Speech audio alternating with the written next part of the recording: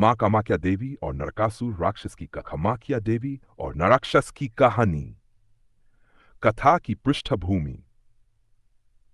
नरकासुर एक अत्यंत बलशाली राक्षस था जिसे पृथ्वी माता भूमि देवी भगवान विष्णु के संयोग से जन्म प्राप्त हुआ था।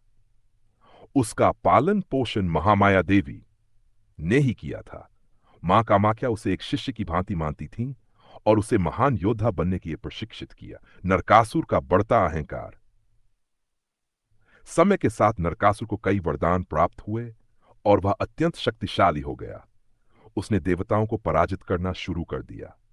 उसका सबसे बड़ा पाप था कामरूप का कन्याओं का अपहरण करके उन्हें बंदी बनाना, इंद्रलोक पर चढ़ाई करके अमरता प्राप्त करने की लालसा रखना, कामरूप मां कामाख्या का क्षचर पर अधिकार करना और मां को भी जीतने की इच्छा। कामाख्या मंदिर के द्वार पर विवाह की शर्त। नरकासुर मां कामाख्या से विवाह करना चाहता था।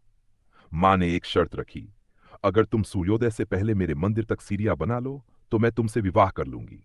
नरकासुर ने तुरंत सीढ़ियां बनाना शुरू कर दी। वह तेजी से कार्य कर रहा था और लग रहा था कि वह सफल हो जाएगा। मां चिंतित हुई कि यह अहंकारी राक्षस विवाह की आड़ में मंदिर पर कब्जा कर लेगा। मां की चालाकी और राक्षस की हार। मां कामाख्या ने तब मुर्गे की आवाज सूर्योदय से पहले ही करवा दी। नरकासुर को लगा कि सूर्य उग गया है और वह काम अधूरा छोड़कर बैठ गया। जब उसे सच्चाई पता चली तो वह क्रोधित हुआ, लेकिन अब वह शर्त हार चुका था। मां ने उसे यह कहकर वापस भेज दिया कि अहंकार और बल से देवी को नहीं पाया जा सकता। नरकासुर का अंत। मां की योजना। नरकासुर ने इसके बाद भी अत्याचार जारी रखे। अंततः देवी शक्ति ने श्रीकृष्ण के माध्यम से उसे मारने की योजना बनाई।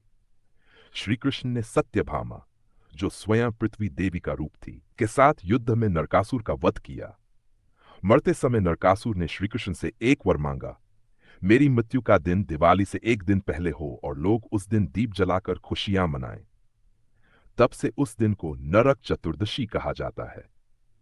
इस कथा का संदेश, अहंकार, बल और इच्छा से देवी या आध्यात्मिक शक्ति को नहीं पाया जा सकता। मां कामाख्या शक्ति की अधिष्ठात्री हैं, लेकिन उन्हें पाने के लिए विनम्रता और भक्ति चाहिए। नरकासुर का अंत भी मां की योजना और शक्ति से ही हुआ।